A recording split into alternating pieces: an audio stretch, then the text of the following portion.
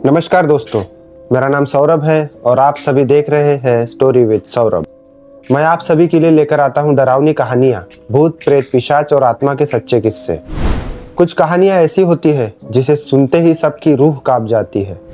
ये कहानी मुझे अनिकेत ने सुनाई थी, जो इस कहानी का पात्र तो नहीं है, लेकिन उसने ये कहानी राहुल से सुनी थी, जो कि इस कहानी का इकलौता जीवित गवाह है। दोस्तों, सबसे पहले इस कहानी के पात्रों के बारे में जानना जरूरी है। इस कहानी में मुख्य 3 किरदार हैं। पहले किरदार का नाम है राहुल, एक 28 वर्ष का जिंदा दिल और निडर युवक, जो कि पेशे से एक फोटोग्राफर है।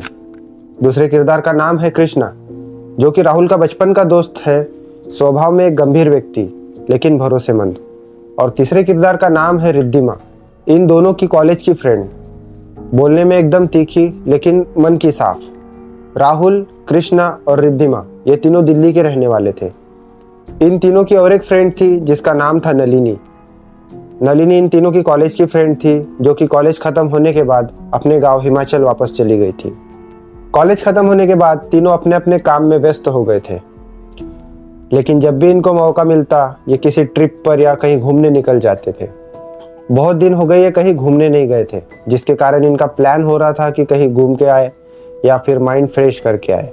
कुछ दिनों बाद इन तीनों को नलिनी का फोन आता है। नलिनी बोलती है कि मेरी शादी तय हो गई है और कुछ दिनों बाद मेरी शादी है, तो आप सभी को हफ्ते भर पहले मेरी शादी में आना होगा और मेरी शादी की तैयारियां करनी होगी। ये तीनों खुश हो जाते हैं, चलो इसी बहाने घूमना भी हो जाएगा और नलिनी की शादी भी अटेंड हो जाएगी। नलिनी की शादी की एक हफ्ता पहले ये लोग अपने काम से छुट्टी ले लेते हैं और डिसाइड करते हैं कि फलानी तारीख को नलिनी के गाँव की ओर निकला जाए, जो कि हिमाचल में है। राहुल के पास में कार होती है, तो ये लोग डिसाइड करते हैं कि राहुल की कार से ही बाय रोड ये लोग हिमाचल की ओर जाएंगे। अपने अपने काम से छुट्टी लेने के बाद ये लोग बैग पैक करते हैं और निकल पड़ते हैं हिमाचल की ओर।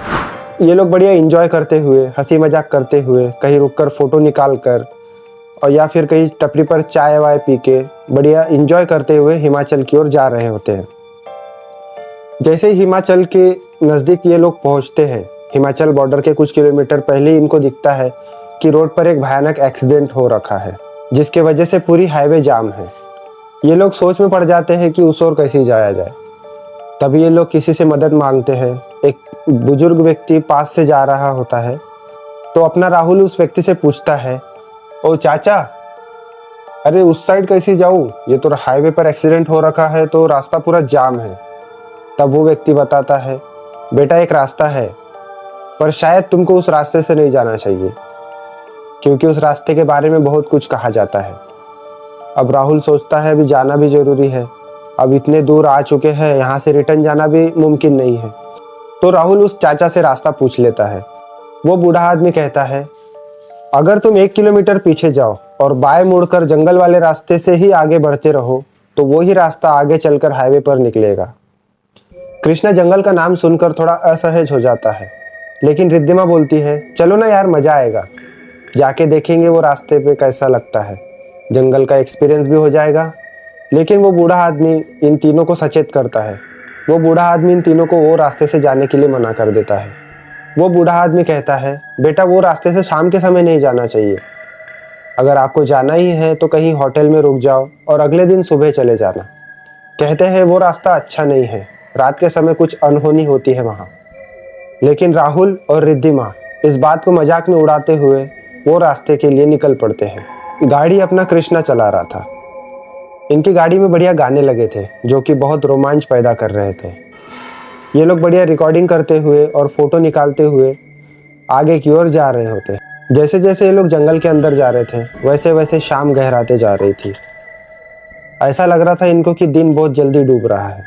कुछ किलोमीटर आगे चलते ही एकदम घना अंधेरा हो गया। जैसे जैसे ये लोग आगे बढ़ रहे थे, माहौल और डरावना होता गया, जिसके वजह से कृष्णा को अब थोड़ा सा डर लगने लगा था। लेकिन कुछ दूर चलने के बाद इनको ऐसा लगा कि इनका कोई पीछा कर रहा है। पीछे देखा तो कोई नहीं था, लेकिन बीच बीच में ऐसा लग रहा था कि कोई परछाई इनको झाड़ियों के बीच में से झांक कर देख रही है। कृष्णा डर के मारे गाड़ी तेज चलाने लगा था, जिसके वजह से एक कीचड़ वाले गड्ढे में इनकी गाड़ी फंस गई।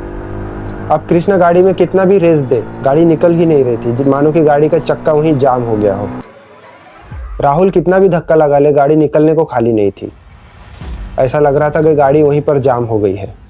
कृष्णा गाड़ी के नीचे उतरता है और अपनी टॉर्च जलाकर चारों ओर देखता है और वो देखता है कि गाड़ी के 2 टायर एकदम कीचड़ में फंसे हुए हैं और निकलने को खाली नहीं। कृष्णा ने मदद की राह देखने के बजाय पास ही के गांव में पैदल जाकर मदद लाने का सोचा। जैसे जैसे वो कार से दूर जाने लगा वैसे वैसे जंगल की खामोशी और गहराने लगी। राहुल और रिद्धिमा कार के अंदर ही बैठे थे और बाहर झाड़ियों की तरफ ही देख रहे थे। अचानक राहुल के साइड वाली विंडो पर काले पंजों के निशान छपे, जैसे कोई विंडो पे हाथ लगा के गया हो। राहुल ने बाहर झांक कर देखा, वहां उसे कोई नहीं दिखा। इधर कृष्णा अपने हाथ में टॉर्च लेकर गांव की ओर बढ़ रहा था। तभी उसे दूर से एक परछाई सी दिखाई दी। ऐसा लग रहा था कोई औरत उसकी ओर चलकर आ रही है। वो तेजी से उस औरत की ओर बढ़ने लगा। जब औरत थोड़ी सी नजदीक आई तो उसे दिखा कि वो औरत तो हवा में उड़ रही है, उसके पैर तो जमीन पे टिके ही नहीं है। कृष्णा की हालत एकदम खराब हो गई। डर के मारे उसके पसीने छूट गए। अब कृष्णा को ऐसा लग रहा था कि वो परछाई उसकी ओर उड़ते हुए एकदम तेजी से आ रही है। कृष्णा एकदम घबरा गया और इधर उधर भागने लगा। गिरते पड़ते कैसे तो भी अपने कार के पास वो पहुंचने लगा। इधर रिद्धिमा ने डर के मारे अपनी कार लॉक कर ली थी। जैसे ही रिद्धिमा ने कार लॉक की, थोड़ी देर बाद हवा में एक सड़ी सी गंध तैरने लगी। वो गंध इतनी तेज थी जिसकी वजह से राहुल के सर में दर्द होने लगा और राहुल ने अपना सर वहीं पे पकड़ लिया। थोड़ी देर बाद उसे ऐसा लगा कि राहुल के कान के अंदर किसी ने कुछ फुसफुसाया हो, लेकिन राहुल को कुछ समझ में नहीं आया।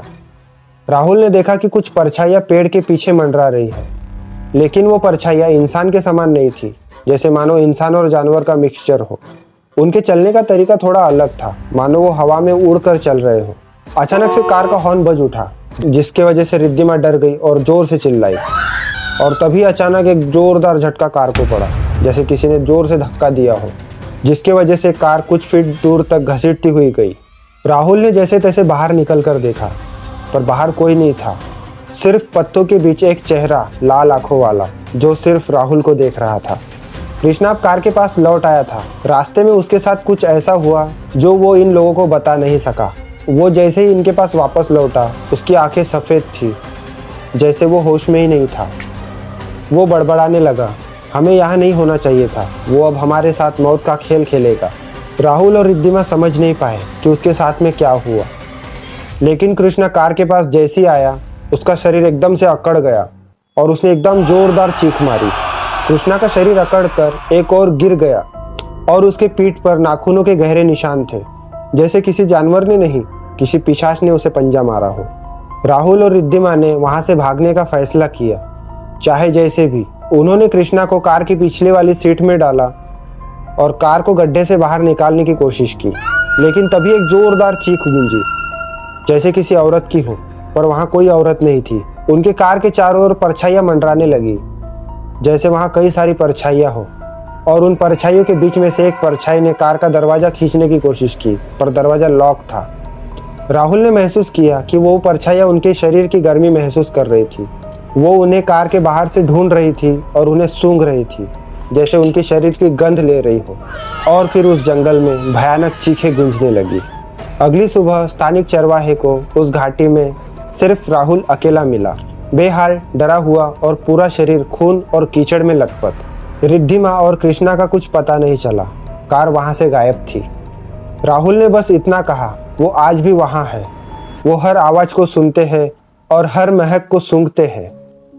और ये कहानी राहुल ने अनिकेत को सुनाई थी। राहुल अब कहाँ है किसी को नहीं पता। कुछ महीने बाद राहुल अपने आप कहीं गायब सा हो गया। वो घाटी अब भी वहां मौजूद है और शायद अगला कोई और होगा जो वहां जाएगा और मौत को बुलाएगा। तो दोस्तों, ये थी आज की डरावनी कहानी। ये कहानी आपको कैसी लगी प्लीज कमेंट में बताएं। वीडियो पसंद आया होगा तो वीडियो को लाइक करके चैनल को सब्सक्राइब करना ना भूलें। तो मिलते हैं किसी और ऐसी डरावनी कहानी में किसी नए डर के साथ। तब तक के लिए अपना ख्याल रखिए। हर हर महादेव, जय भोलेनाथ।